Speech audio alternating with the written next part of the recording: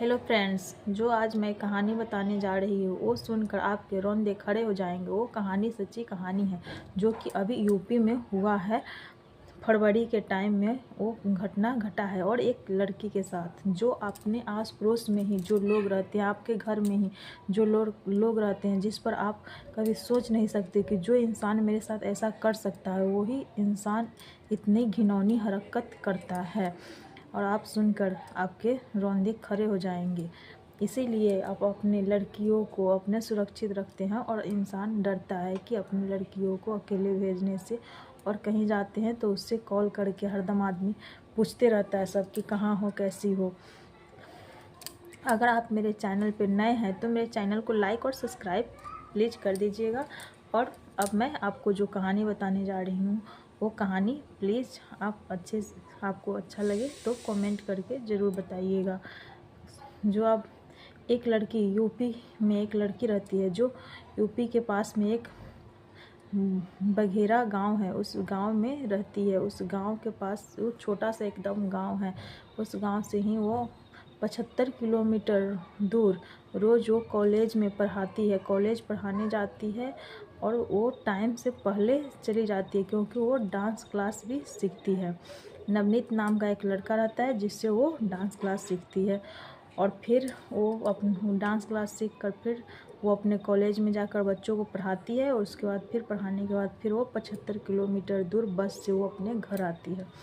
उसकी माँ रोज़ 3 बजे सुबह उठकर उसके लिए लंच तैयार करती है और उसको देती भी है, और देकर उसको फिर कॉलेज के लिए भेज देती है। रोज़ जाना का उसका वही काम था।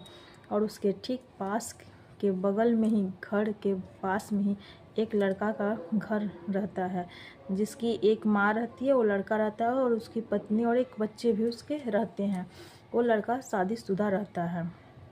बस इस लड़के का पता भी नहीं रहता है कि ये लड़का मुझे पसंद करता है। वो लड़का इस लड़की को पसंद करता है और इस लड़की के पापा इसके लिए लड़का ढूंढते रहते हैं। तो रोज़ जाता रहता है, आते वैसे ही जाती थी पढ़ने और रोज़ आ जाती थी अपने घर, पढ़ाकर आ जाती थी अपने घर। तो एक ही दिन उसकी माँ उसके लिए बहुत सुबह उठी, बहुत सारे उसके लिए लंच में बना दी। और वो बोली कि नहीं, हम डाइट पे हैं, मैं इतने खाना नहीं खाऊंगी। फिर उसकी माँ ज़बरदस्ती करके उसको खिलाती है और स्कूल भेज देती है। स्कूल से बस से उतरने के बाद वो अपने डांस क्लास जाती रहती है। तब वो लड़का बीच रास्ते में खड़ा रहता है तो ये रुक जाती है और ये लड़का उस लड़की के देह पे केरोसिन तेल फेंक देता है। वो लड़की भागने लगती है। उसके बाद उसके बाद ये लड़का क्या करता है, माचिस जलाकर लड़की को पूरी तरह से जला देता है पूरा। और वहाँ के जो आस पास के जो लोग रहते हैं वो सब देखते हैं। तब तक लड़की बहुत बुरी तरह से जल गई रहती है।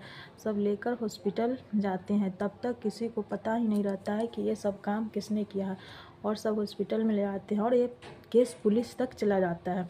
पुलिस तक जाने के बाद पुलिस पूरा जांच पड़ताल करते हैं।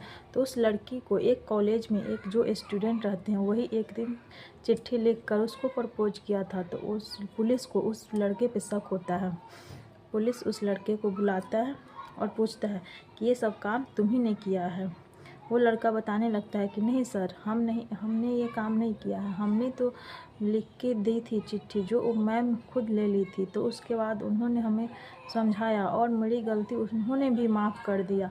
उसके बाद से मैं ऐसा हरकत नहीं करता हूँ कि ये तो हम भी न्यूज़ में देखकर शॉक्ड है कि पता नहीं ये कौन किया है, मुझे नहीं मालूम। तभी पुलिस को उस पर शक रहता है, उससे फिर पुलिस छोड़ देते हैं। ऐसे ही पता लगाते लगाते पता चलता है कि उसके घर के पास में एक आदमी रहता है जिसके मोबाइल पे 3 बजे रात सुबह में कॉल गया हुआ रहता है। तो फिर उसको बुलाता है, उसको पकड़ के ले जाता है। तब भी वो लड़का नहीं स्वीकारता है, बोलता है कि मेरे बच्चे का तबीयत ख़राब था, इसलिए मैं दवा के लिए उसको कॉल किया था।